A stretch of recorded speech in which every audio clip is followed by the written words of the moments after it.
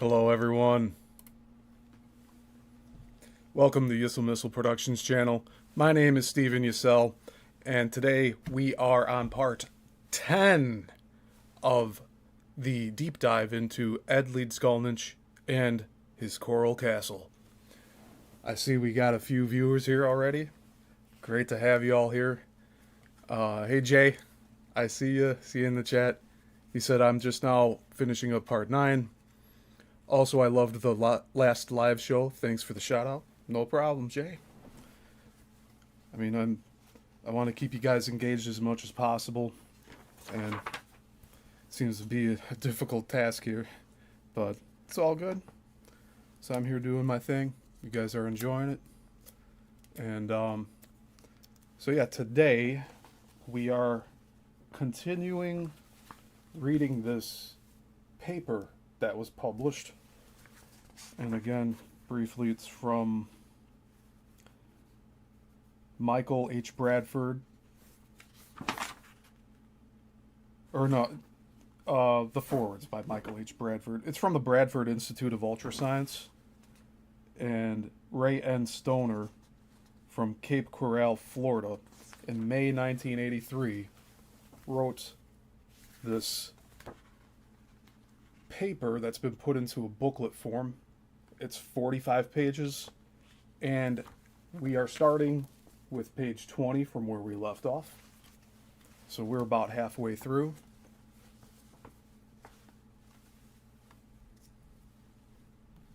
So I'll get this image slideshow going. I'm glad you guys liked Sunday's show. You know, I need to just make a mention here while we're live. After the show, I tried to reply to some comments that were on that video from Sunday, and YouTube kept telling me, I'm sorry, we've ran into a problem. Oops, that didn't work. In little red text. Actually, if I could pull that up, because I did a screenshot of it just for posterity purposes. But it was a very odd thing for that to have happened. Because I really wasn't... I was surprised that YouTube doesn't allow me to reply to my own comments that are on my videos. Can you tell me that one?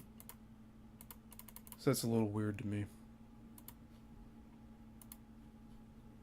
Yeah, actually...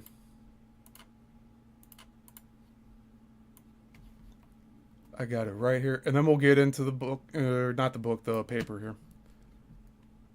Just little footnotes before we begin. But, yeah, I'm glad you all are here.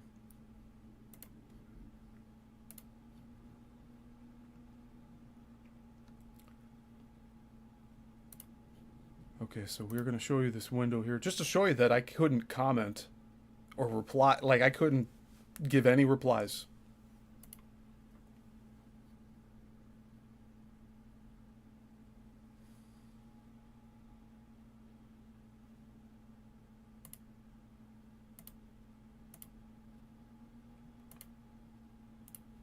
Yeah, maybe this isn't... I'll just show you a screenshot of it, since that seems to be the best way to work, and then we will get started on this. So I only plan to go for about an hour today. If we go a little over, that's fine, but my goal here is to end at around 7. So... that's just how it's going to be. And I want to keep it palatable for all of you, so those that like watching these deep dives here, we can stomach doing an hour worth for one part. Okay, so as you can see here, this was my Sunday show. But if you see the bottom portion, it basically says, "We were unable to add your reply. please try again. Now, I did this from desktop and from my Android phone. And both of those ended up giving me that error.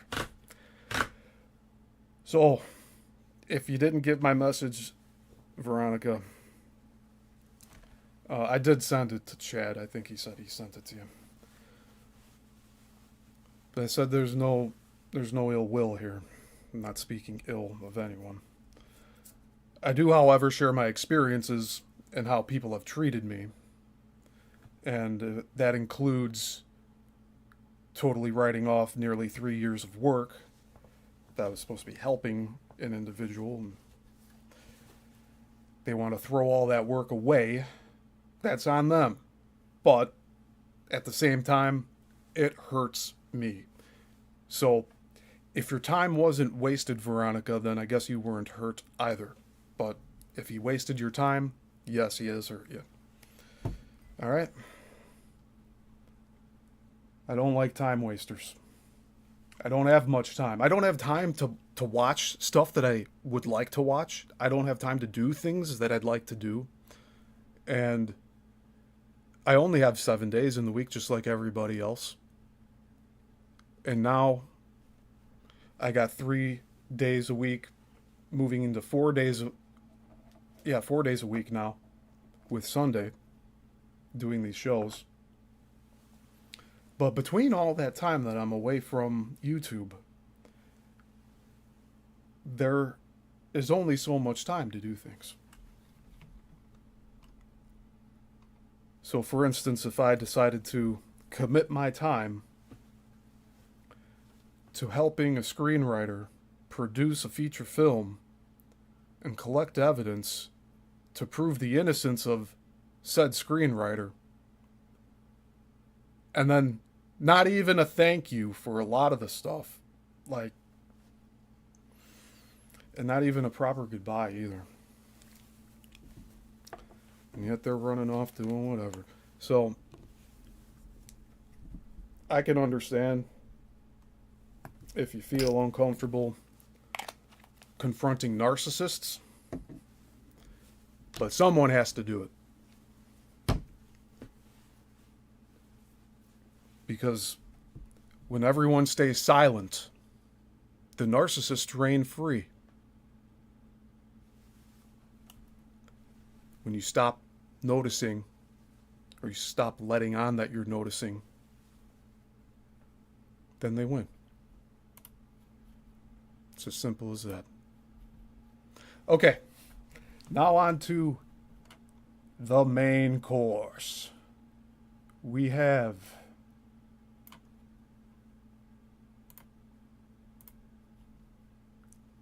some pictures here from my trip.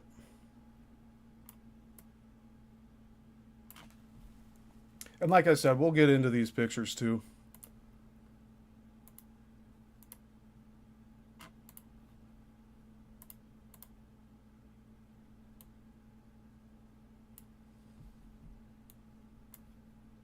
Yeah, I hope you're all having a good day. Don't let anybody talk down to you.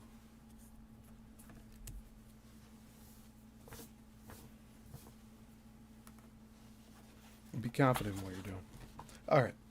So, page 20 from Ray Stoner. And we're continuing on. The previous pages, if you were following along, we were covering the measurements of the pyramids. All like height, width, the just the layout, the coordinates of where it's laid down. So let's begin. And we'll see how far we get. Today we should hit Coral Castle in this paper.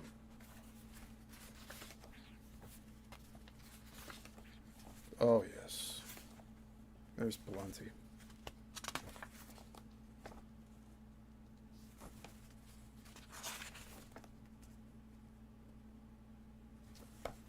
It's going to be good, guys.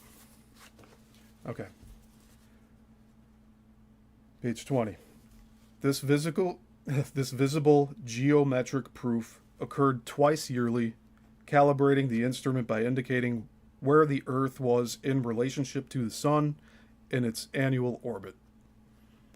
Adjacent to the Pyramid of the Sun at Teotihuacan, we find the Pyramid of Quetzalcoatl.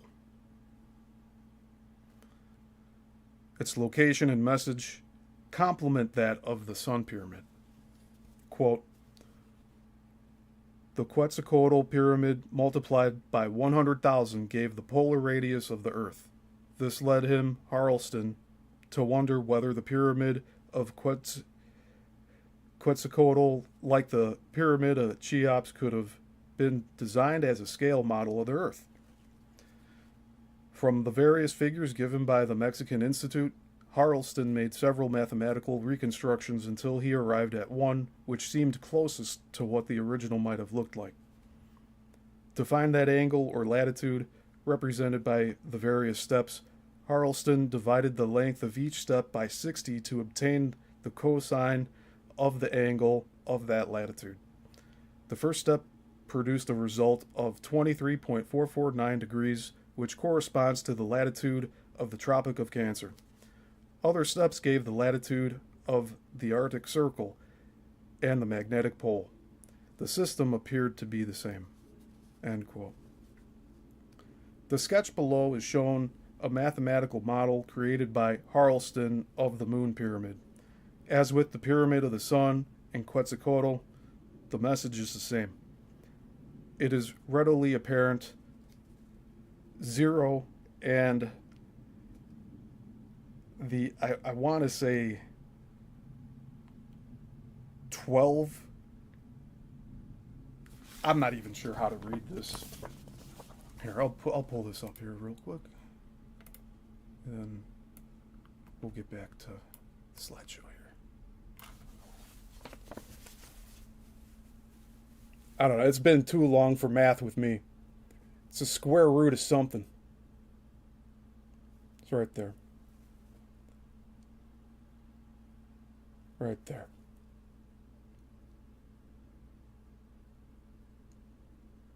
All right.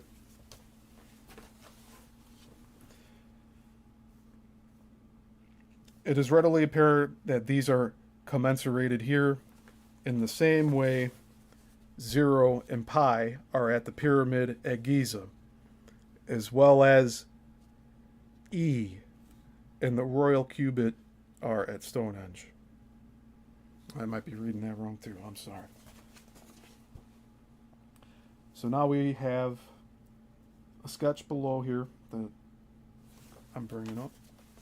It's showing I believe the dimensions here. All right, cool.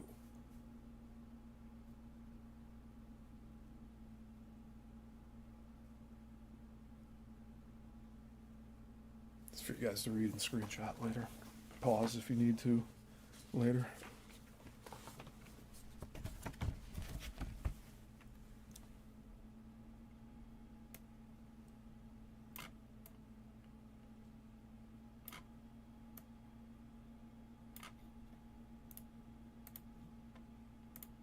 Okay. Continuing on.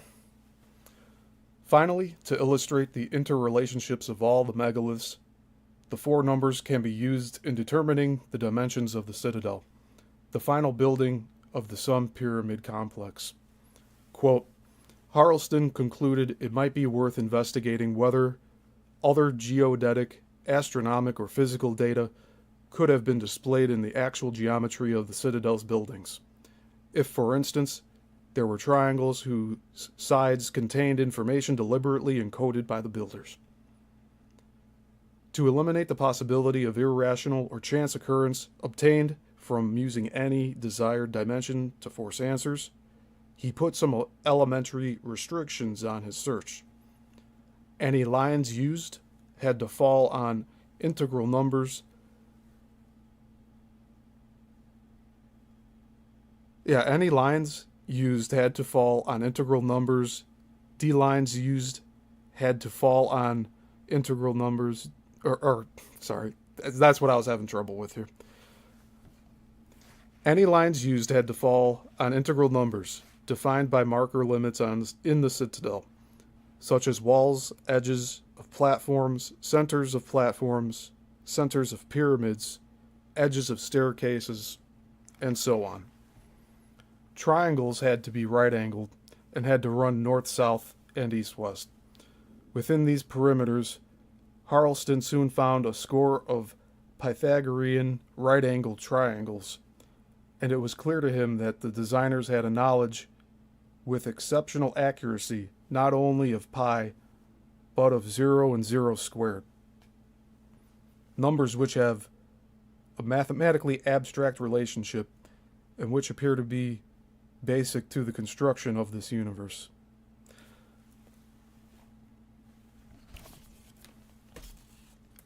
And just in case I'm wrong, which again, narcissists can't admit they're wrong. If I'm wrong here,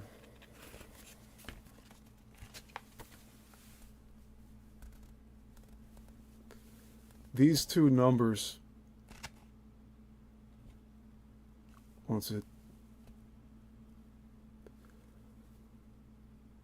we got 0 and 0 squared. If I'm reading that wrong, then I'm reading it wrong.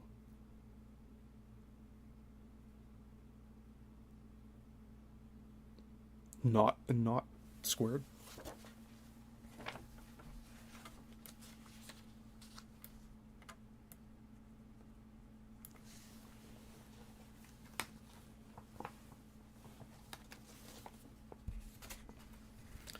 In the case of pi, Harleston found 9 integral triangles, all of whose sides included principal citadelic dimensions such as 189, 246, 147, 165, and 216 units. Surprisingly, the triangle with the sides of 216 and 165 units produced the hypotenuse of 271.810596, extremely close to the constant e, the natural logarithmic base 2.7182818828 for Naperian logarithms.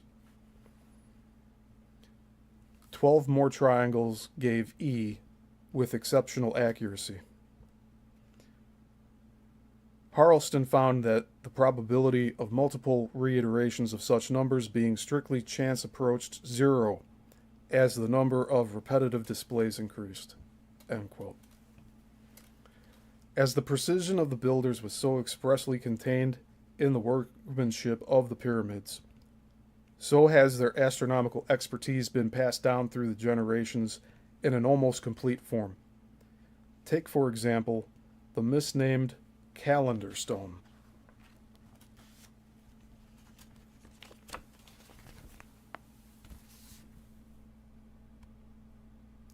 Which I'm sure some of you have seen a photo of this before. And I'll bring it up closer too.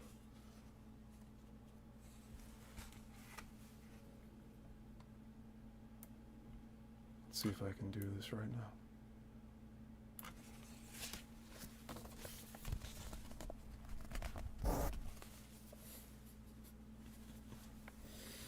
Having that problem again with the microphone being right in front of me. All right.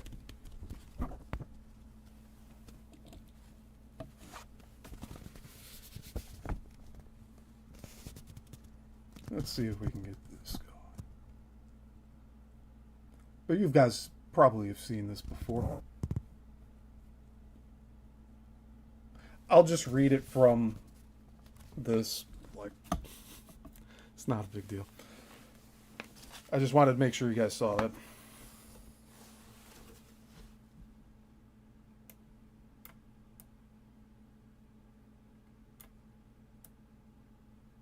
Okay. So for the sundial, it says 223 lunations, i.e. cycles of the moon's phase, equals 18-year eclipse cycle. 235 lunations equals 19 years equals one period of repetition of the phases of the moon on the same days of the year. 1,236 luminations equals 100 years of 365 days. 390 lunations, upper rectangle, plus 390 luminations, lower rectangle, equals 700 luminations, equals the same number, 780, as there are days in a synodic year of the planet Mars, i.e. the same number of days as it takes for Mars to move right around the heavens as seen from the Earth. A total of 585 lunations, almost the same number, 584, as there are days in a synodic year of the planet Venus.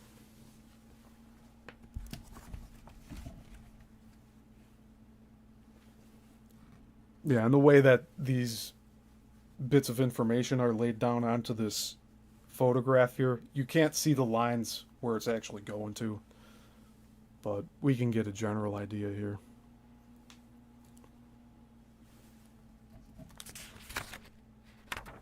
But that's the quote calendar stone. So, moving on. Quote, Leon y Gama recognized the great Aztec stone as a sophisticated calendar. He believed its central cloverleaf design represented the legendary Aztec epochs of 4 suns. In the third circle, he recognized the 20 Aztec symbols for the days of the month and the hieroglyph for 4 ocelot, the day when the sun stood at the zenith over Mexico City. As for the 2 enormous snakes around the outer edge, Leon y Gama believed they represented the Milky Way. From the perfection and uniformity of the circles on the great stone and the exact division of it into parts, Leon y Gama said it was clear the Indians had a fine understanding of geometry. He also pointed out the ability of artisans capable of so perfectly engraving inscriptions on the stone through... my apologies. He also pointed out the possibility of artisans capable of so perfectly engraving inscriptions on the stone, though they were not supposed to have had tempered chisels, but only harder stones. The volume and weight of the stone, said Leon y Gama, showed the Indians' knowledge of mechanics, without which they could never have cut a stone weighing over 24 tons and brought it from its place of origin, a quarry assumed to be in the mountains near... I want to say that this is Xochimilco. Xochimilco. I have no idea how to pronounce that. I'll just say how it's spelled here.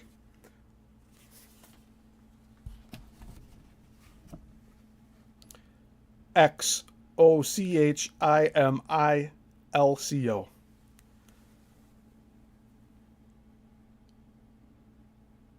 Yochimilco or Xochimilco, 30 miles away, from which it had been dragged on greased rollers by large groups of natives to the main square of Tenochtitlan. I can't pronounce this one either. Tenochtitlan. And that is spelled Tenochtitlan.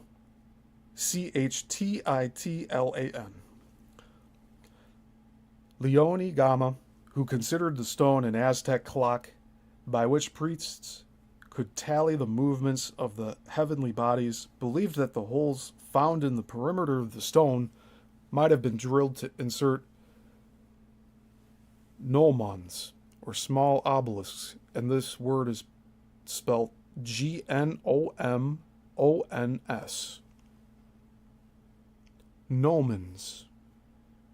I would say that's how that's pronounced. Or small obelisks to throw shadows to indicate the days of the solstice, equinox, and zenith. At the beginning of the 19th century, Sir Norman Lockyer, the English astronomer who first recognized the astronomical function of the Stonehenge and the Egyptian temples, was amazed at the brilliance of the Mesoamerican stone calendar, which he found recorded not only the annual rotation of circumpolar star groups, but also the annual apparent course of the sun. He called it an achievement which has never been surpassed in primitive astronomy. At the turn of the century, archaeologist Zelia Nuttall considered the calendar the most precious and remarkable document ever unearthed on the American continent, and one of the most admirable and perfect achievements of the human intellect.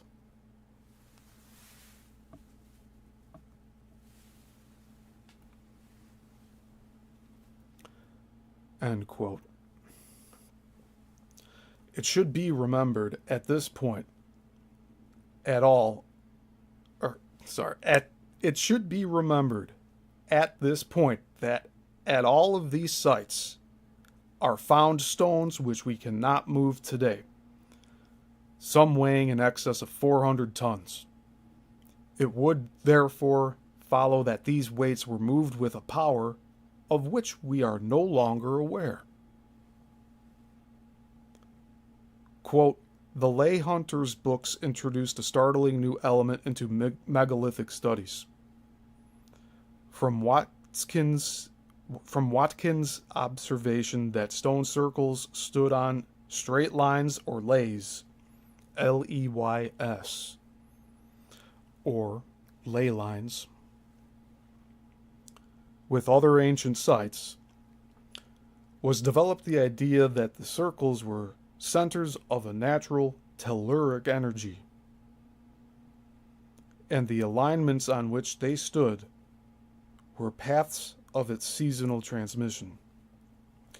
One of the grounds for this theory was the repeated assertion by the archaeological dowsers that their rods or pendulums detected strong radiations from circles, and looms detected strong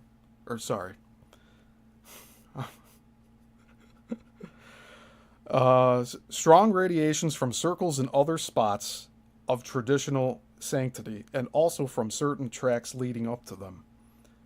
This power also would seem to attract UFOs, for these too are the heritage of the megalithic sites.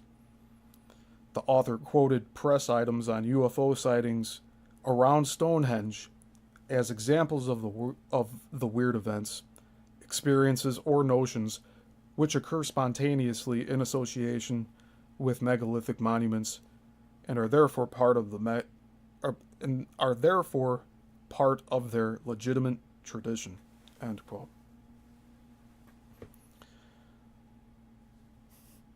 We got some reference books down here too. We're gonna have content for months.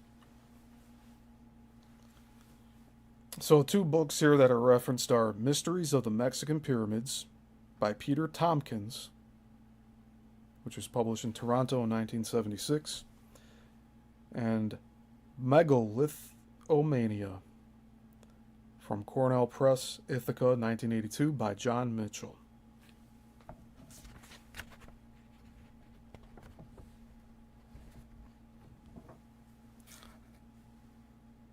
I would also like to look into the lay hunters. So that'll be another one for us to check out here.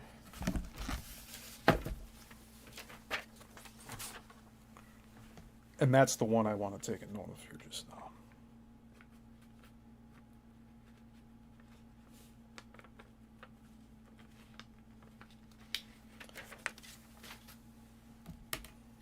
And again, if you guys didn't watch Sunday, I did talk about a new show that deals with ley lines.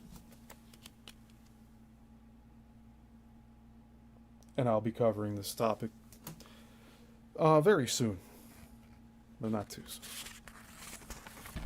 I'll say give it a few weeks, and I'll start having that coming in here. All right, so now we have a full-page photo of Coral Castle itself. So let's take a look at it.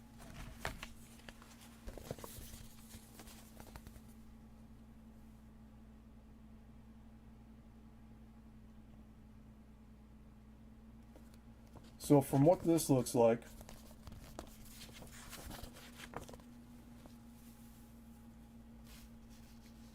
this is the outer main road to get in. This is the parking lot. This is the entrance. Here's Ed's castle, his home where he lives, the 2-story one with the 16 steps. Here's one outer wall. Here's another. The rock gate, I believe, is right here.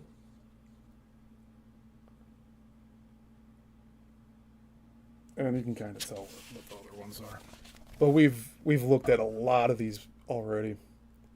I'll zoom in close so you can see all the detail.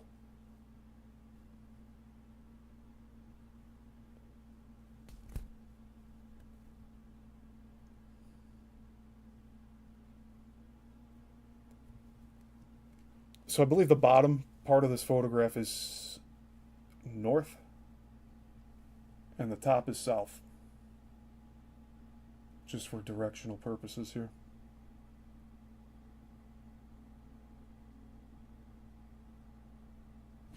Oh!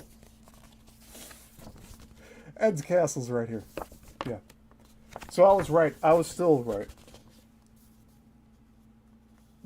Off of the photograph is where the road is. And off of the picture here is where the parking lot is. So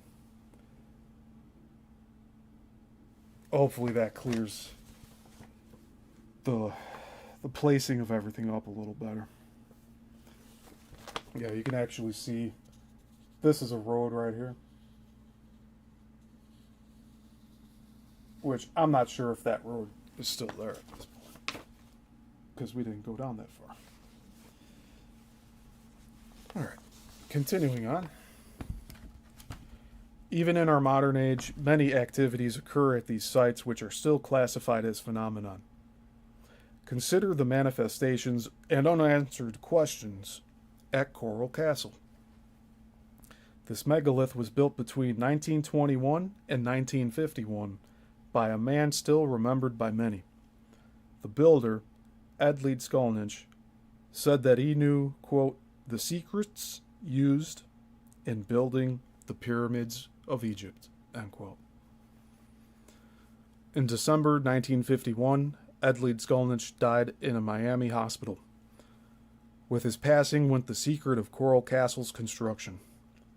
But it is apparent that Ed Leedskalnin was a practitioner of the ancient sciences of Germantia, not gematria, Germantia, and geomancy. So Germantia is spelled Germantia, and geomancy is spelled Geomacy. These, coupled with astronomy and Pythagorean mathematics, make Coral Castle a megalithic structure in the truest sense of the word. Here are achievements equal to those of the ancients. Ed's sundial is a good example, for it is the only one of its type known to exist.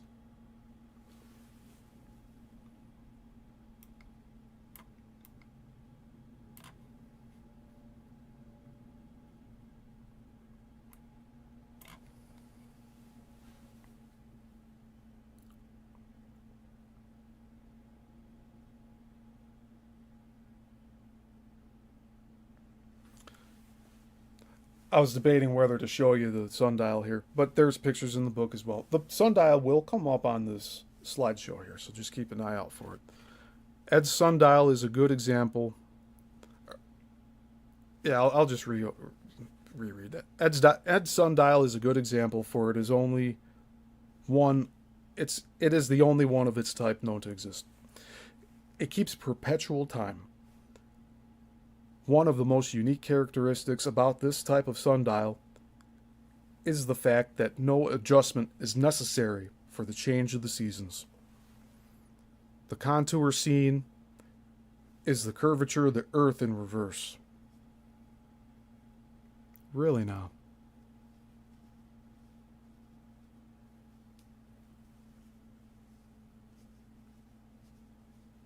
I feel like we're being lied to here.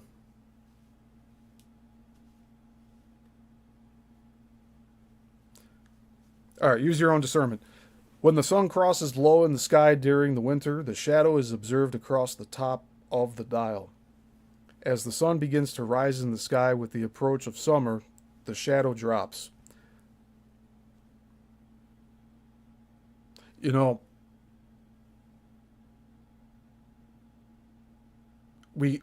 I guess the way you could look at this is that if you have a half circle and another half circle, you have an enclosed system. You have Ed's sundial, and you have our sky. And that's where you have your curvature.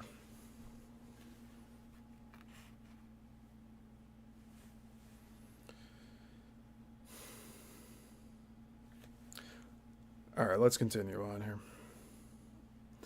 When the sun crosses low in the sky during the winter, the shadow is observed across the top of the dial. As the sun begins to rise in the sky with the approach of summer, the shadow drops. By June 21st, the shadow is observed along the bottom of the dial. By December 31st, the shadow again has returned to the top. So, regardless of the season of the year, time can be observed without making adjustments. And there's 3 photos here. It says winter solstice, equinox, and summer solstice. And they're photos of Ed's sundial. Now let me blow this up here.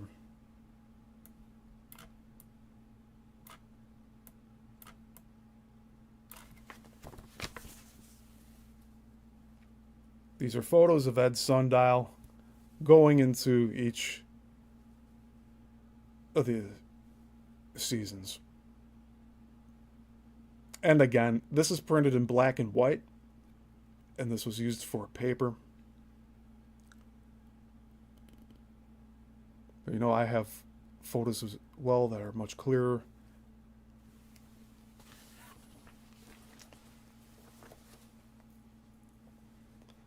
But they're not around any of those times that are shown in the photos there.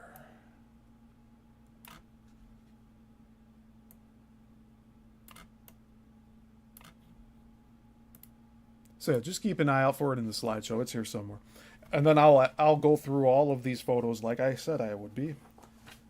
But after we're done with all this. Alright, continuing on. That's right, musing in stereo. That's why I said I thought they were lying to us, saying that Ed was using the curvature of the Earth. Because I think Ed is operating on a whole different scale.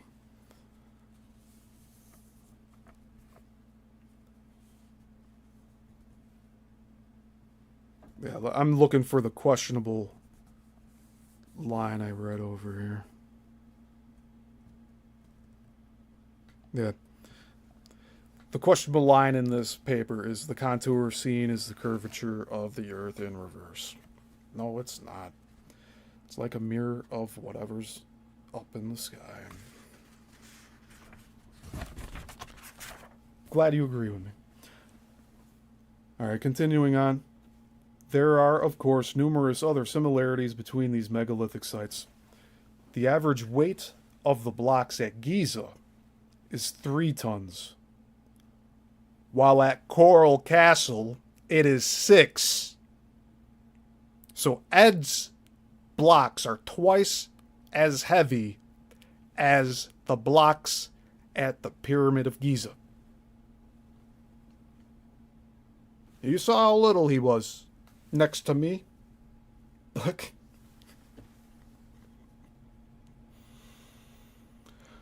In the west wall Ed included a replica of one of the Stonehenge uprights. And it says here, replica of Stonehenge Trilithon stone. This is the first time we are hearing of this during this whole talk. You know how long I've been talking here? This is the 10th time. Look at that.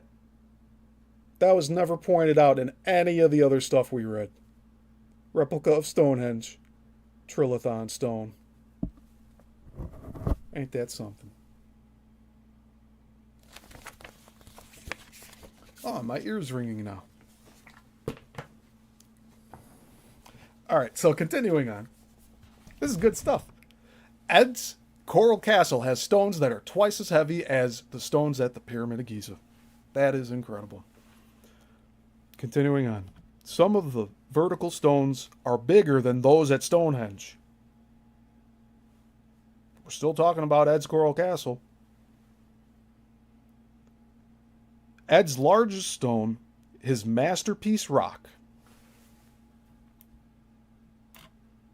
Sorry. Ed's largest stone, his masterpiece rock, weighs in excess of 30 tons. And the average weight of blocks at Giza is 3 tons. And Ed moved that masterpiece stone to the new location.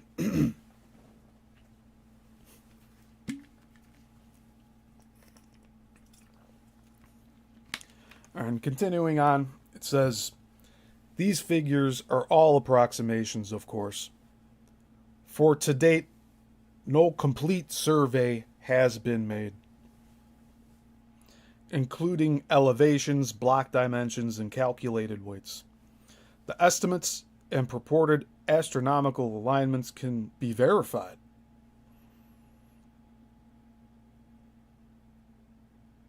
So they're saying when a competent, complete survey is made, the estimates and purported astronomical alignments can be verified.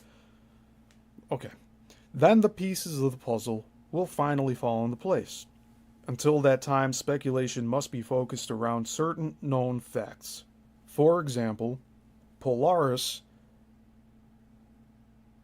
Polaris telescope does face due north, and on June 21st, the summer solstice, the sun arises directly in front of Ed's throne.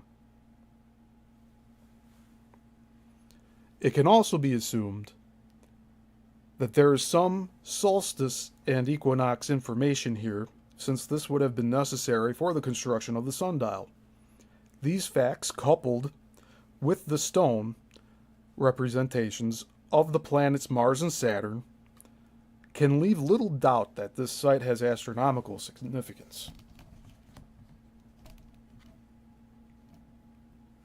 Yeah, music in stereo, this, from what we've read from the past parts that I've covered here,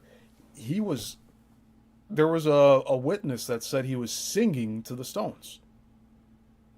So he was using sound frequency to manipulate the weight of these stones. That's what it's looking like here. And the Polaris telescope, I do have pictures of it on this slideshow. We won't go into it again here. I'm a very thorough person. I love doing this type of stuff. So we got the Polaris here. That's the one with the hole. Or like you could look through the hole. Like you've seen these photos if you've been watching this with the slideshow.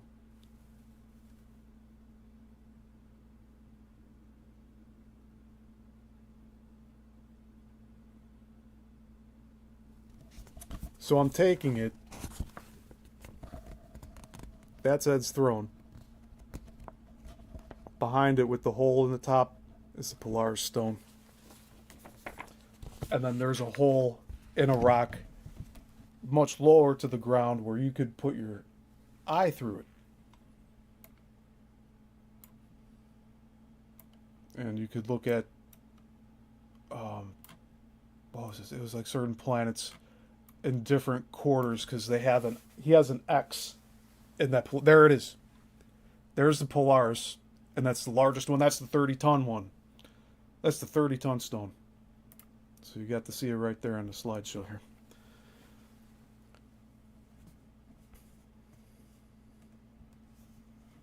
And the second photograph on this page is of the moon crescent, the planets of Mars and Saturn. There's another good photo of mine. So on screen to the right, that's my photo of the Polaris stone. I'm glad we got to see that before I went to go make this big again. So just give me a second.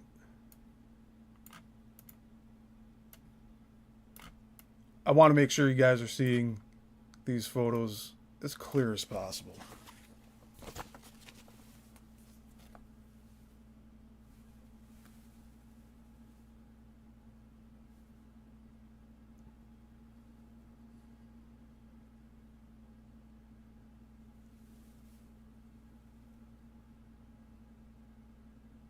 And my camera doesn't always want to focus.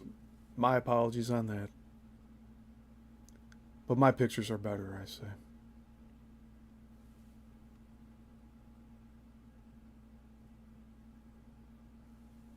Yeah, it just doesn't want to focus in. But you can see it pretty clearly. All right.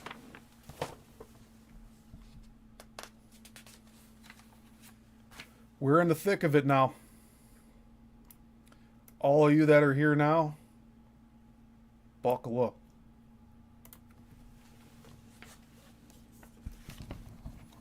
Continuing on. This 20th century addition to the megaliths from antiquity, all serving as astronomical observatories of the highest precision, can only be viewed with bewilderment, for only recently have the mathematical truths of these sites been understood. It was not conclusively proven that Stonehenge was an astronomical computer until Gerald Hawkins published his findings in 1965 in the book In Stonehenge Decoded. So there's yet another book for us to take a look at.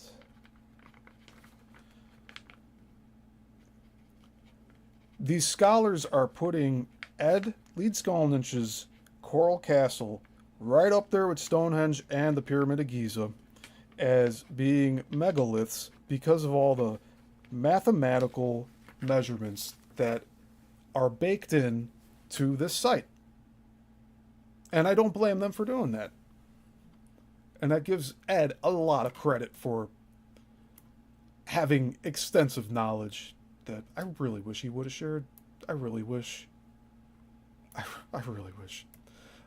Okay, let's continue on here. We got 2 full pages.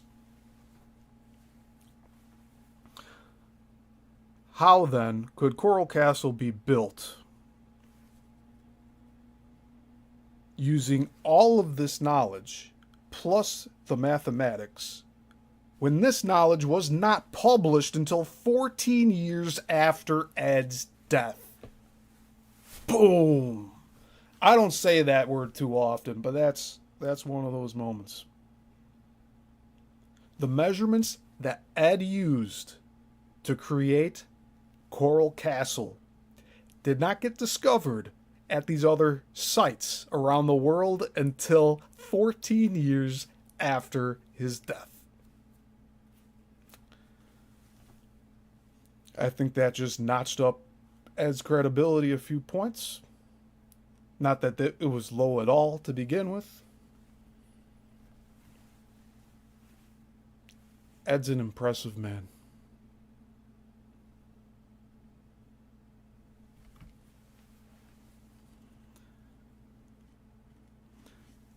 All right, continuing on. There are 3 possibilities. 1, this knowledge has not been completely lost. 2, Ed was a time traveler or an interdimensional being. And number 3, Ed was an extraterrestrial. Again. Yeah. Few visitors to Coral Castle take seriously what they see. And I can attest to that. Everybody was just mostly like spectators. And actually, the tour guide, when I went there, after the tour, she came up to me to pull me to the side, and she's like, I really loved your enthusiasm. Like, I was given my tour, and I loved watching your facial expressions and just how passionate you are into this. I said, thank you. I think this is fascinating. And here I'm taking more pictures while she's talking about that. So on screen here, you just saw the sundial. And then here are the moons. But yeah, so even there, the tour guide noticed my interest in this whole subject here. All right, continuing on. When visiting, as in Ed's day, the guest is told a story of an immigrant with a 3rd grade education who built the home for his sweet 16 love should she ever decide to return. The home was built for their future family, and consequentially, each piece has a story behind it. This was especially true of all the children's furniture. The entire story makes complete sense except his reason for building a Polaris star-aligned astronomical observatory out of 1,100 tons of coral, completely furnished with a sundial, 25 one-ton rocking chairs, and 9-ton swinging doors in the middle of the Florida Everglades? One wonders if there could be some other reason for all these chairs and room layouts. Perhaps it is simply that Ed told the people only what they wanted to hear. After all, it is possible that no one would have believed the truth anyway.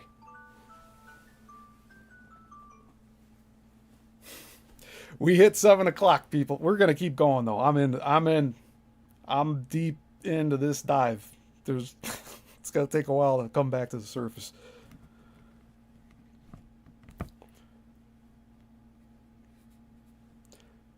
Okay, continuing on. While the spurned lover is the story, some of Ed's visitors have doubted the truth of it. One of them being Fred Graham. So we have an account that takes up almost an entire page. So we're going to read this quote.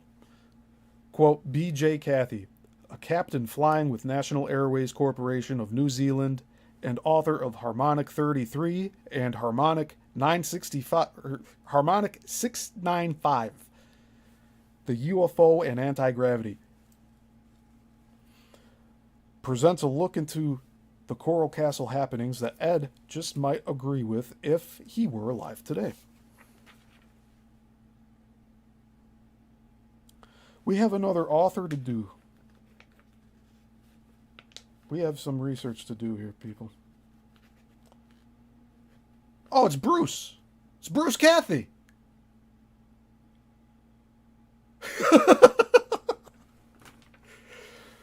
That's one of the authors we're going to read from a book of his later, like right after this paper. B.J. Cathy. That has to be him. Bruce Cathy. So we're going to look this up. B.J. Cathy, Bruce Cathy, that's really similar if they're not the same person. So Harmonic 33 is one book.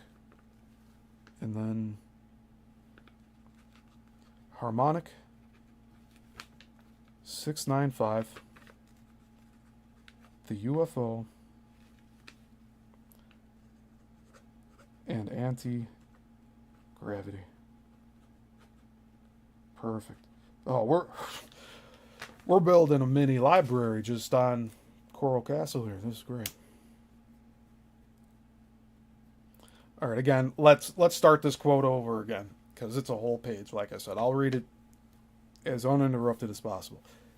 Quote, B.J. Cathy, a captain flying with National Airways Corporation of New Zealand and author of Harmonic 33 and Harmonic 695, the UFO and anti-gravity, presents a look into the Coral Castle happenings that Ed just might agree with if he were still alive today. Kathy's well-researched theory is that a vast power grid that governs the whole array of extraordinary and unrelated world phenomenon has been set up between some groups on this planet and the UFOs. The captain explains that there exists on our globe an all-encompassing grid, the interlocking lines of which correspond to the lines of flight of verified UFO appearances.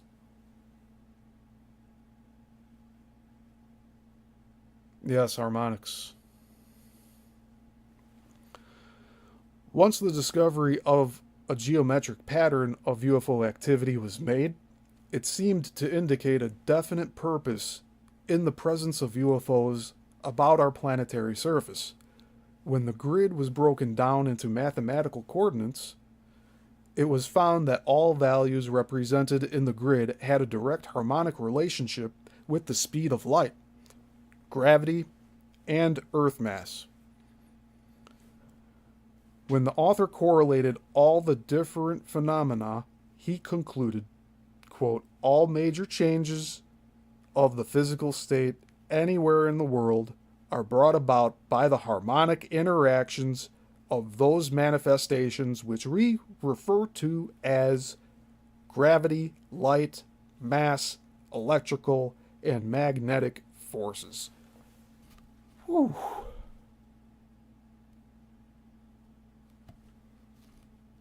That's right, musing in stereo. Jesus Christ created an amazing heavens and earth indeed. And I call him Yeshua these days. The controlled manipulation of these resonant forces would, in hypothesis, make it possible to move mass from one point to another in space-time. That is, to the eye of a theoretical observer, instantaneously.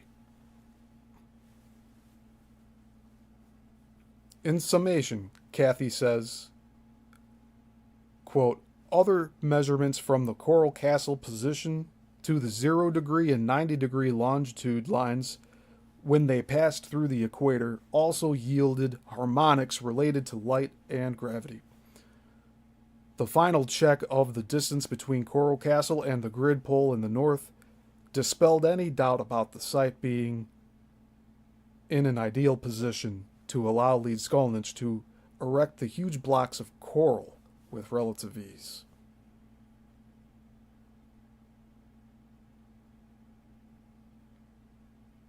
So it is on a ley line. It absolutely is on a ley line, and I wouldn't be surprised if that ley line runs straight through the Bermuda Triangle.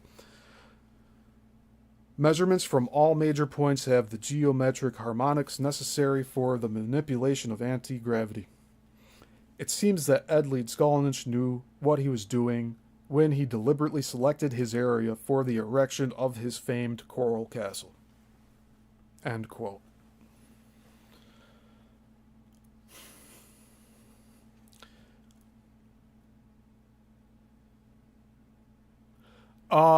I don't believe Ed was a Freemason, musing in stereo.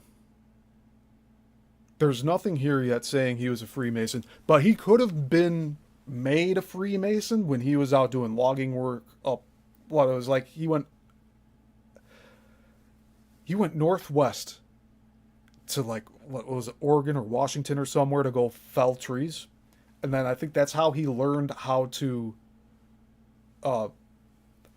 I guess show the public when they showed up, like what he used, like the tripod to like lift with the pulley and everything. That knowledge, I believe, he gained from over there. And if he was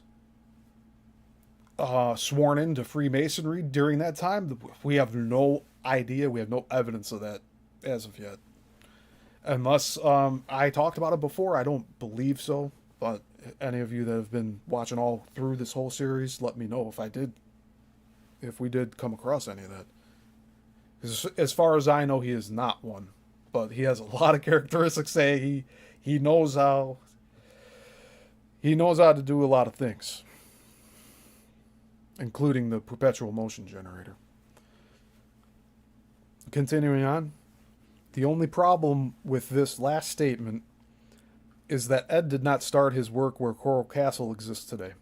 He began the original quarrying at Florida City, which is about 3 miles away. After several years, he stopped work, loaded up everything, including the larger stones, like the Polaris stone, and moved to Homestead. There could be 2 possible explanations for this action. 1, Ed had made a surveying mistake, and when he became aware of it, corrected it, which I think that's exactly what happened. He thought he was on the ley lines in Florida City, and then he found out, no, there's even more anomalies in Homestead, and that's where I'm putting my Coral Castle. I believe that's what Ed was thinking. But that's all speculation on my part. Or number 2, there are always at least 2 dissimilar types of rocks used at all megalithic sites, some of which have had to be transported long distances.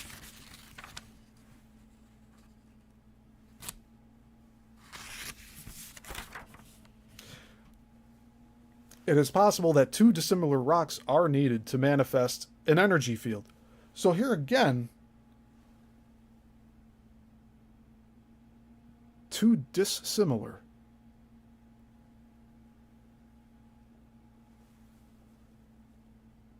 All right. Evidence of this type of manifestation is found in the phenomenon associated with crystal compression, known as the piezoelectric effect. We're getting into the good shit now, people. We're getting into the good cream of the crop right here. Ooh, yeah. When crystals are compressed, an energy is released which is similar to static electricity. It is luminous, takes a ball shape, and is consequently associated with ball lightning. And I believe you can take 2 pieces of quartz and clank them together and you get sparks from it. And exactly, that's the next thing it's saying here. I should just keep reading instead of putting my own. All right. This phenomena is easily produced under laboratory conditions. At the St. Andreas Fault in California, this phenomenon is relatively common where 2 massive earth plates are merging and sliding against each other. This compresses the quartz, causing piezoelectricity to manifest along the fault. Observation of this phenomenon is often mistaken for flying saucer activity. It is possible Ed used a form of this energy to help move the rocks and to help load the existing grid. Aloha, Big Island Beach.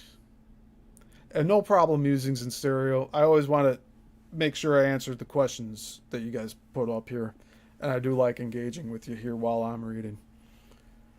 Because this is an interactive, educational learning experience with like a dash of entertainment with my personality here. That was phenomenal. Piezoelectric effect. So this word is spelt Piezo electric.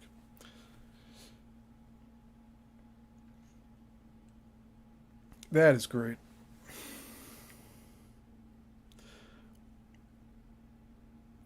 Okay, so we're moving on here. Quote, John Mitchell, author of The View Over Atlantis and City of Revelation. And that's another book that we're going to have to look at. John Mitchell, Michell. And the book is called The View Over Atlantis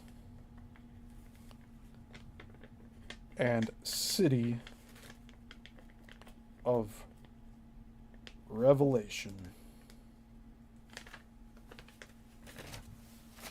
Is convinced that the Pyramid of the Sun at Teotihuacan, like the Great Pyramid at Giza, is one of the fixed points in a worldwide geodetic system laid out on a vast scale with great accuracy, by some former civilization which possessed an advanced knowledge of science and what today is understood as magic. To lay out such a network of astronomical and geometrical lines across the face of the planet, says Mitchell, implies an advanced technology.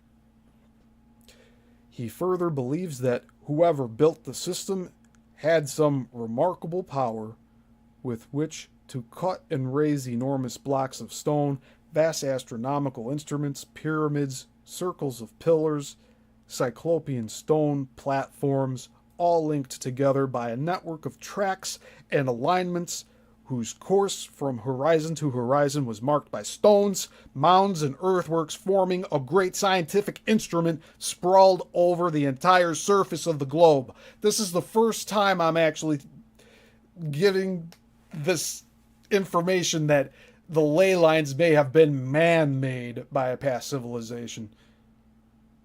Because they're all symmetrical if you think about it, but I've never given that even a consideration that it was man-made. I was under the assumption this was all natural. I'm just going to reread half of this, the bottom half of this.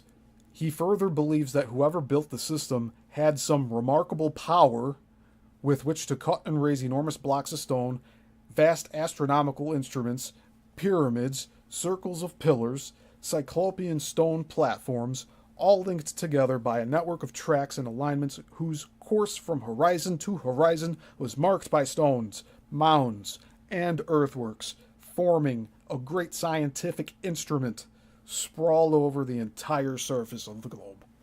Incredible. Parts of the instrument are the Serpent Mound in Adams County, Ohio, and the Logan Stones in England. Now, I know about the Serpent Mound.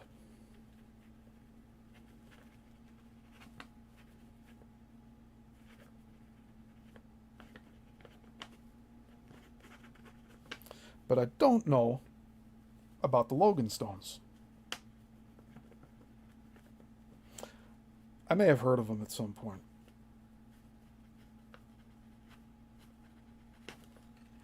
But I'm taking a note for later.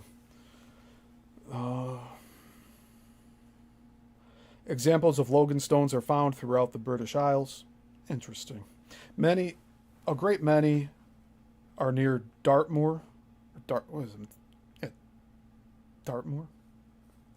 Dirtmoor. Though few are still capable of movement. The most famous in Britain is found near Land's End and weighs 70 tons. So hold on. I say capable of movement. We're going to have to look into that later. The most famous in Britain is found near Land's End and weighs 70 tons. The largest known Logan stone on the planet is found at Tandil, Tandil, in the Argentine, South America. It weighs over 700 tons and rocks in the wind.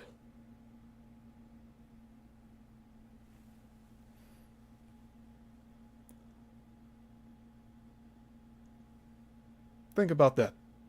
700 tons. It rocks in the wind like a rocking chair.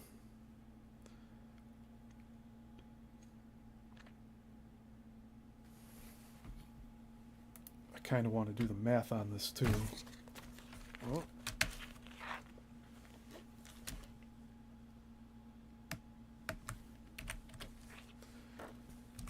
How you guys all holding up? We only got a little bit more to go because I only wanted to do an hour. But it looks like we might do an hour and a half. So 700 times 2,000. 1.4 million pounds. Rocks in the wind. 1.4 million pounds. Just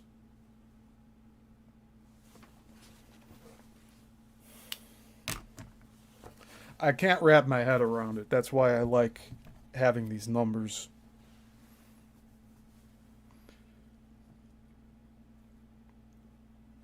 All the Logan stones tested for geodetic lines were discovered to be placed similarly to monoliths, and the inference is that they were deliberately sited with reference to the geodetic pattern. At Coral Castle, there are a profusion of balanced stones from the 9-ton east gate to the 25 rocking chairs. And we have both pictures here. The 9-ton swinging gate and the pivoted circular stone. So let's take a look at that.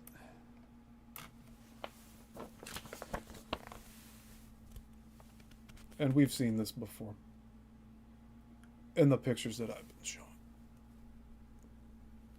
The rock gate, which now has a half fence around it and nobody can move it because it's seized up at this point.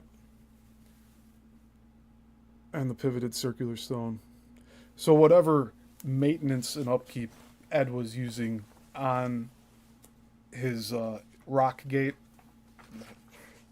people didn't do it once he passed away, and so it just got lost to time. But thankfully, we had this other person go and purchase this location, and then it went to the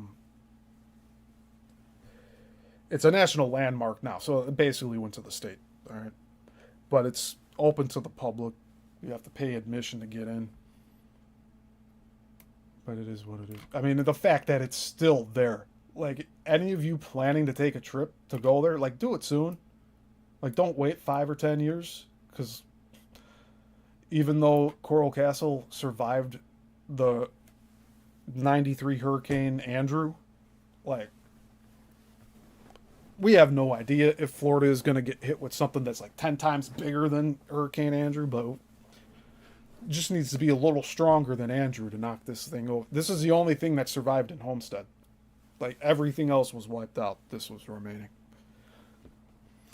So, continuing on, while the exact purposes of the Logan stones is open to conjecture, it is clear that there was some reasoning and planning in their construction.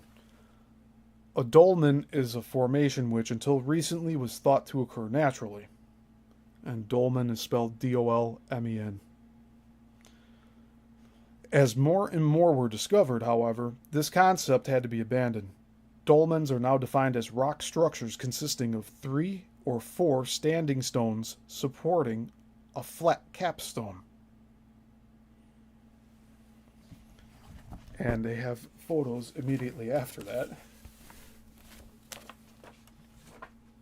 And there's me standing next to a life-size cardboard cutout of Ed, who was able to carve and lift 300-ton-pound stones. All right.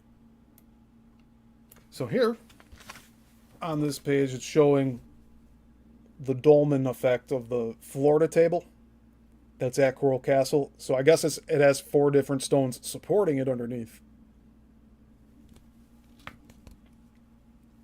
And then it also says dolmen near Dolmen Den in Wiltshire, British Isles.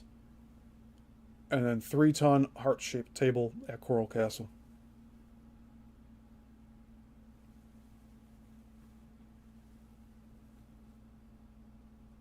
Dolmen stones.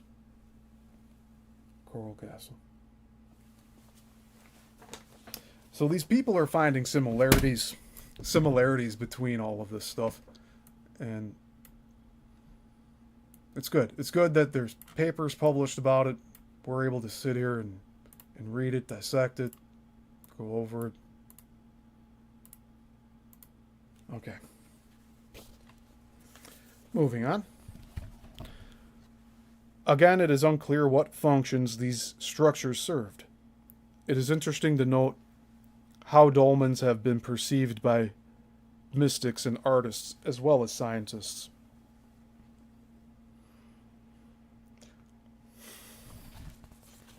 I have to make the screen big again because there's another photo. This is the most I've ever talked about dolmens. I'll tell you that much. So this next paragraph is going to talk about this photo. It's another dolmen.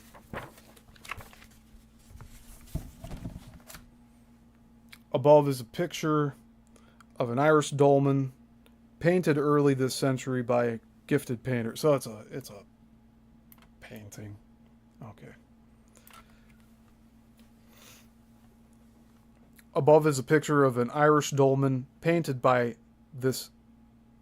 early this century by a gifted painter, poet, and mystic George Russell, A.E. Not sure what A.E. abbreviation is for.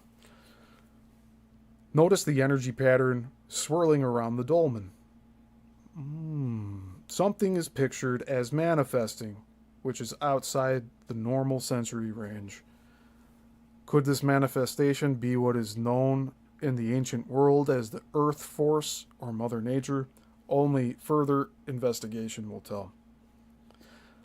Finally, Ed Leedskalnin, quote, "The Wizard of the Rock Gate," end quote. That's a cool nickname. I like that.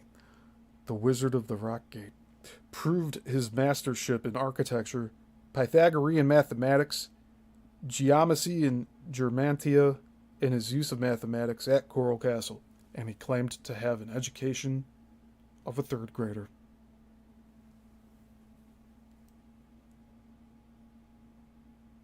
I guess institution-wise, that's as far as he went, and then he started teaching himself after that.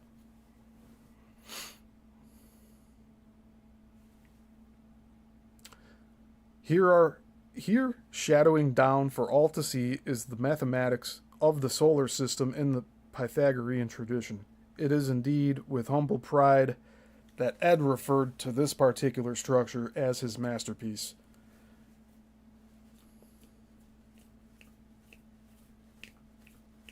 As the tour guide explains, Ed even went so far as to top this 30-ton wonder with a symbolic 4-stone crown.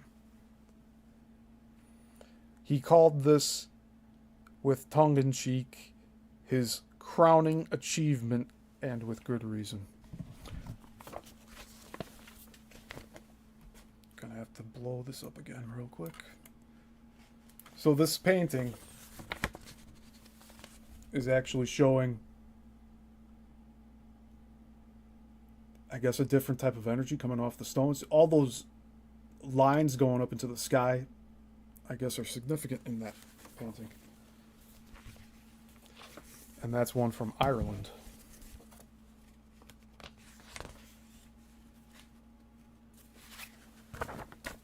One more, we have the Masterpiece Rock at Ed's Coral Castle. There's some diagrams here once we read what they are. Thanks for joining in. Hit the like button if you haven't already. Thank you for being here. We got through 14 pages so far on this part. So let's carry on. Let's see how much farther we can get, and then we're probably gonna call it. Yeah, we're gonna call it in probably 10 or 20 minutes, and we'll continue on next week. Okay, so continuing on, this was the largest stone weight he ever moved, which in itself is quite an accomplishment. Unaided by modern technology, a 110-pound man with a come-along, chain fall, and simple hand tools constructed this architectural masterpiece. Yeah, right, Jay? Jay says, I feel accomplished when I make a successful rock stack. Yeah. Yeah, it's just, it feels good. So this picture again, the Masterpiece Rock, it is 4 pieces. There's 4 pieces on top of one stone.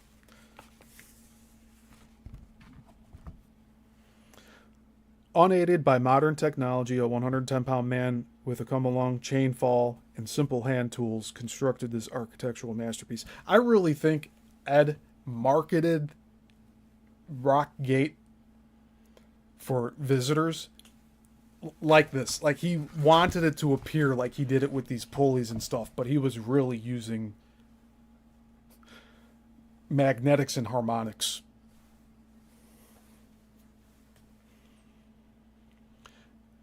There is much more to wonder at, however, for here lurking in the shroud of Pythagorean mathematics is the solar system represented in 8 numbers. Based upon the universal converter, here's that number again. It's like 12 to the square root of 2. I don't know. It's that same. I'm not going to show it. Anyways, in an ancient universal equation involving sexagesimal mathematics, it is possible to form an Earth-commensurate mathematical equation based upon a multiple of the Earth's solar radius. The guide at Coral Castle explains how the 124-inch diameter, half-inch deep inscribed circle on the back of the square-faced block was to be a bird bath. This appears to be indicated by the declivity where Ed tried to hollow out the rock, or so the story goes. In reality, a cross-section reveals another explanation. And what is that? So we got other drawings here. It says, note that there are 3 circles, one 124 inches in diameter, one 62 inches in diameter, and a third circular hole 18 inches in diameter.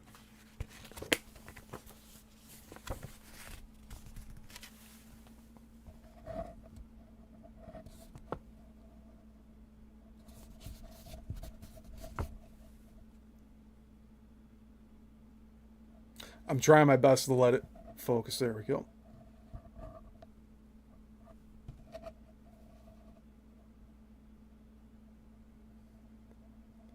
So these are showing the measurements on Ed's, like, certain pieces here.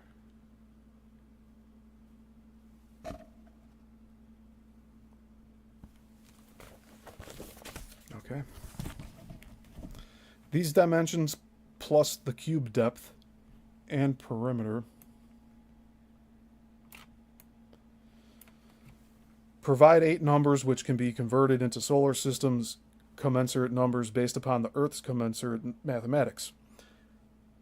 The ancients established 12 as a sacred number, and it is half of a 24-hour, 60-minute, 60-second circle which compromises the base of a sexagesimal mathematics. The division of a circle of time, 24 hours times 60 minutes times 60 seconds equals 86,400 seconds. The division of a circle of space, 360 degrees in circle times 60 minutes times 60 seconds equals 1,296,000 seconds.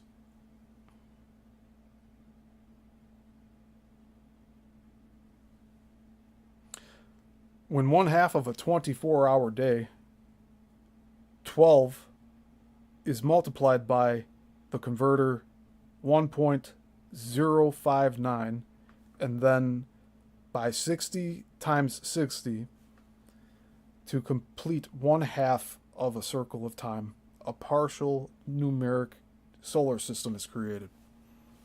Based upon the Earth commensurate polar radius, i.e. 124 inches, sides of the cube times 1.059 converter times 60 minutes times 60 seconds times 12 equals 56,000. Ah, there's a typo here. Oh.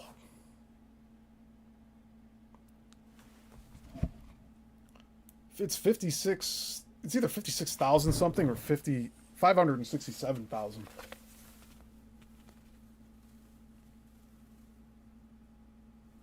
You didn't proofread your paper before you published it, bud.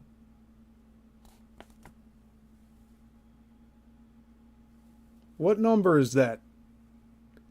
56,000, 7,285? No, I'm not reading that. It's either 567,285 or he added an extra number. I want to say that the comma was misplaced. You see that, people? Even if you go to a university and you put your work together, you still have errors in it. Which proves that everyone is human. Below appears a table containing the mathematical computations based upon block dimensions producing solar system commensurate relationships.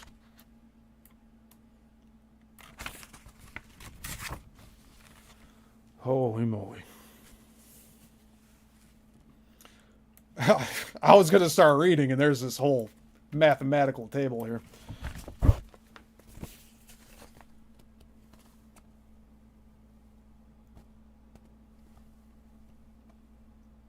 So we have one side of cube, 124 inches.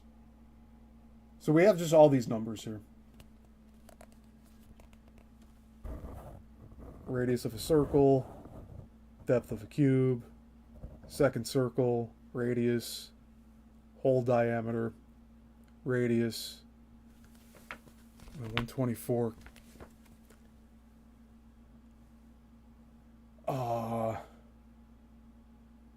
To the fourth power. I'll read this side panel here. So for one side of cube, interrelationships. Mean Earth density 5.6, the Earth's true diameter 7927 minus 7878 equals 48.04. 48.04 hours equals 2 days. 48.04, half the harmonic of 96. Radius circle, or radius of circle. The Earth's moon has a 28-day period. Neptune is 2795. 2,795 million miles from the sun. Yeah, that's another number I don't agree with. It has a mean diameter of 28,000 miles. Depth of cube. Sorry, I want to go back and show you. Gotta have both things up here. Okay. Depth of cube. Uranus is exactly 1,784 million miles from the sun. The sixth root of 39 equals 1.0589132. Second circle. Neptune's period of revolution is 165 years. Radius, relative of mass of Venus, 0.82. Hole diameter, Mars has a 687 period, or 687 period of revolution. I assume that's days. Radius, Moon's mean density 3.4, and 124 to the fourth power. Venus has 225 day period of revolution. Okay, so we're moving on to more reading here. Thus, it is apparent how a square of coral carries a universal message down through the ages once the formula is understood.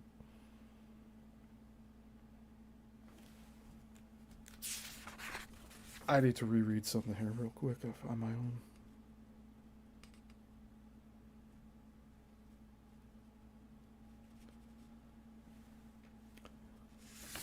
So these are actually dimensions of Ed. I'm going to show it to all of you again one more time.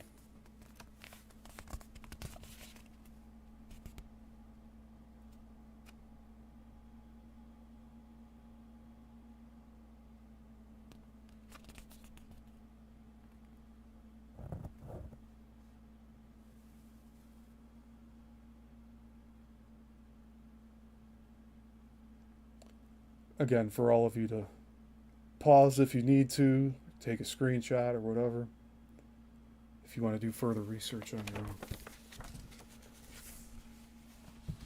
Because I don't know what any of these numbers mean, and I don't know how I would apply them. I don't know how I would begin to apply them. But that's what we're here to do, to try to understand all this. All this information relates to the Earth's polar radius, the smallest spherical geometric measurement, a constant which can never change unless the sphere were to be destroyed.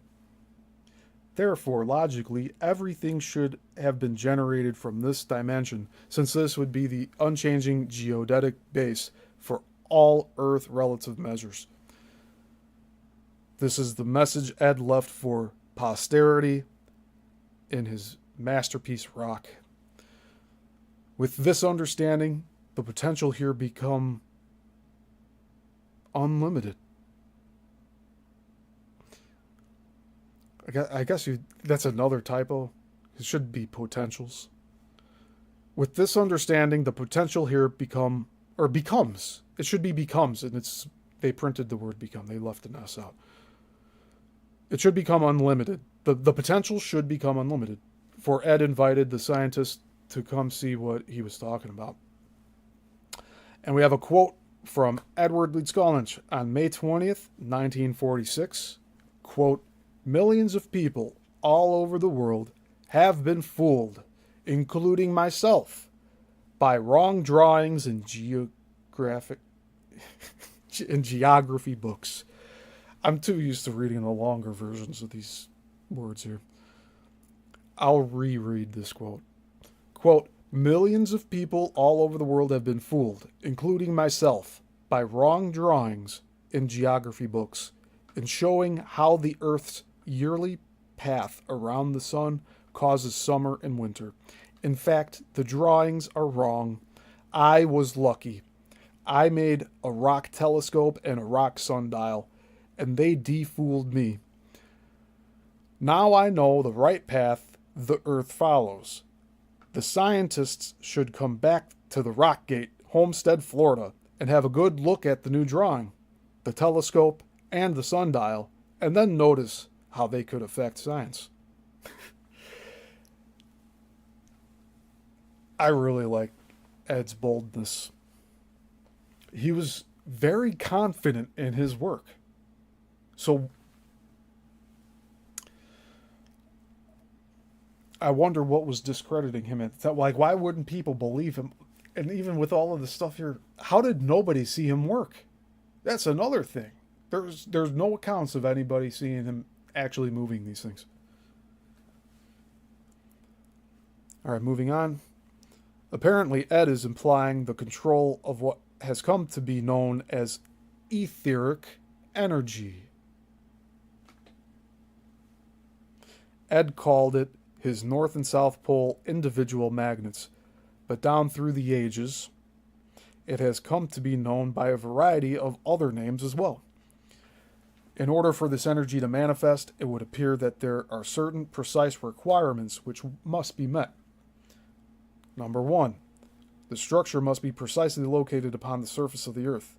Number 2, it must be associated with some celestial event so that it prophesies the arrival of that event by its precise alignment on the day of a particular occasion, i.e., solstice or equinox. Number 3, it must be constructed in a specific shape. Number 4, the structure can only be built with certain materials.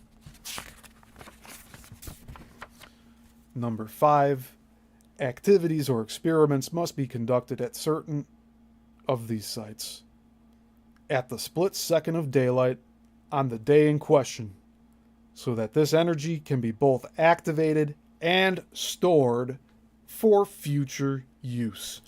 Again, another thing that has never occurred to me was to think that some of these civilizations were harvesting energy from the sun through the solar eclipses, the equinoxes, and the solstices.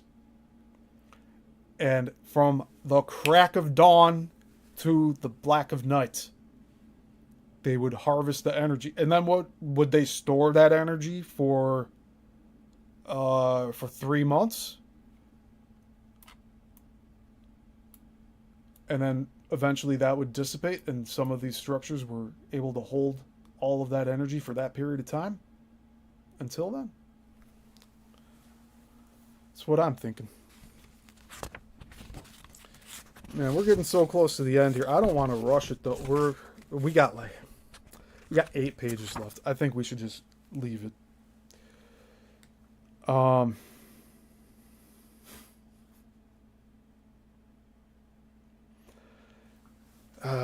don't want to stop right now though. We'll keep going until there's a good cutoff point, because we're right in the middle of all this stuff. So let's keep going. When these known qualifications were met and a unifying element was added, the grid functioned.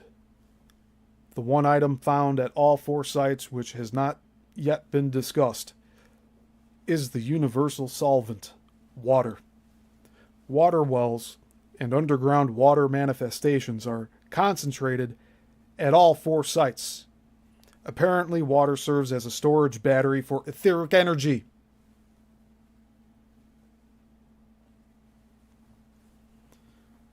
Down through the ages, water has always been associated with the megalithic structures. At Coral Castle and Stonehenge, there is water. While at Giza and Teotihuacan, there is evidence that water was once present. No expert disputes the fact that water plays an important but unknown role at these sites. Quote, in 1939, Reginald Allender Smith, keeper of the British and Roman Antiquities Department of the British Museum, read a paper to the British Society of Dowsers, of which he was a member, in which he said at the center of every prehistoric temple there would be found a spot from which a number of underground streams formed a radiating pattern. He called these spots blind springs, and said that they existed at Stonehenge, Avebury, spelled Avebury, Stanton Drew, Stantondrew, 2 words, and all similar sites, as well as every prehistoric barrow.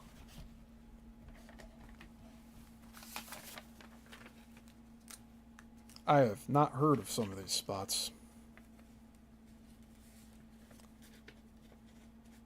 We're going to have to see what Avebury is. We're going to have to see... What's this other one? Stanton Drew.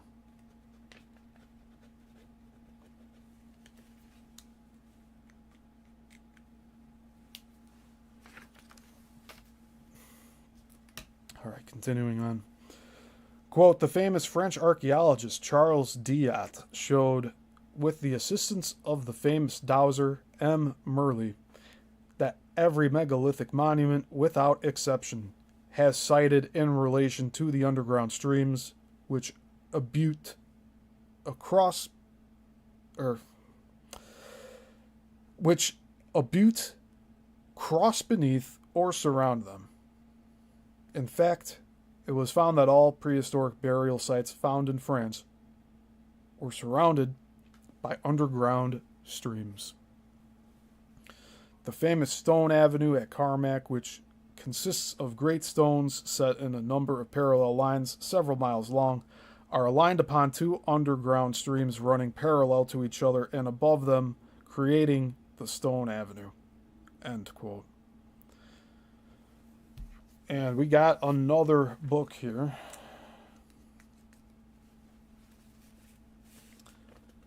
It's called The Pattern of the Past.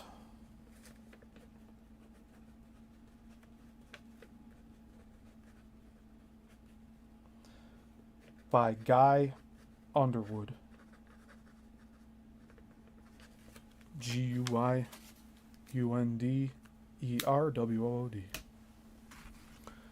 Quote, it would appear that the geological patterns dictated the site layout and determined the position, size, and shape of every stone, as well as whether or not these stones should be standing or tilted. Either the manifestation of water creates the temple shape, or the temple shape creates the water phenomenon. End quote. That's interesting to think about. quote, because of the relationships between megalithic monuments and the rays of the heavenly bodies at certain seasons, there is a suggestion of alchemical processes at work involving the marriage of cosmic forces and the vital energies of the earth. The geometrical forms of the symbolic numerology in the ground plans of stone circles are also those of traditional magic. Thus, the consensus of lay hunters' opinions is that stone circles were used in connection with an elemental science involving natural energies which may or may not be recognized today. End quote. Another author elaborates, quote, observations of the influences which affect the water diviner suggests that a principle of nature exists which is unknown to or unidentified by science. Its main characteristics are that it appears to be generated within the earth and to cause wave motion perpendicular to the earth's surface, that it has great penetrative power, that it affects the nerve cells of animals, that it forms spiral patterns and is controlled by mathematical laws involving principally the numbers 3 and 7. The earth force manifests itself in lines of discontinuity, which forms a network of the surface of the earth. The lower animals instinctively perceive and use these lines and their behavior. Hold on. The lower animals instinctively perceive and use these lines, and their behavior is considerably affected by them. End quote. So again, we are talking about ley lines, which has also come up in the Bermuda Triangle deep dive that I am doing on Thursdays.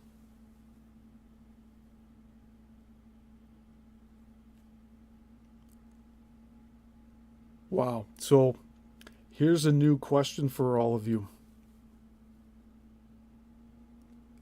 Are these lines natural or man-made?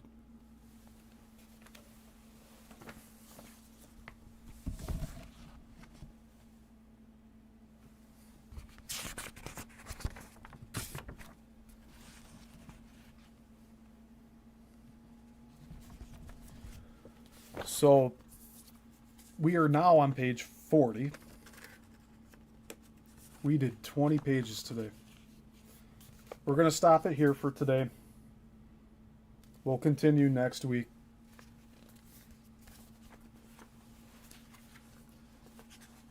These last 5 pages cover the Pyramid of Giza, water lines, aquastats,